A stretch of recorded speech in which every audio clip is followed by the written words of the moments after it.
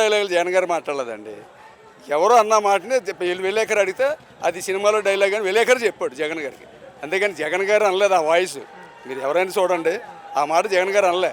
ఎవరో అన్నారు ఆ మాట విలేకరు అడిగితే అది విలేకరే చెప్పాడు. అది కూడా ఆ డైలాగ్ సినిమాలోది, పుష్ప సినిమాలోది అని చెప్పేసి.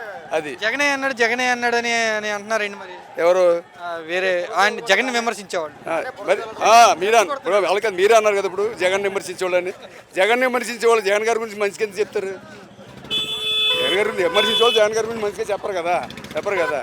కాబట్టి ఏంటంటే ఇదంతా జగన్ గారి మీద బురద చల్లటం కోసం వీళ్ళన్నీ ఏకమయ్యి ఇవన్నీ అబద్ధాలు చెప్పడం కోసం చేసే ప్రయత్నాలు తప్పనిచ్చి వాస్తవం ఏం జరుగుతుందో రాష్ట్రంలో పరిపాలన ఎలా ఉందో ప్రజలకు అంతా తెలుసు.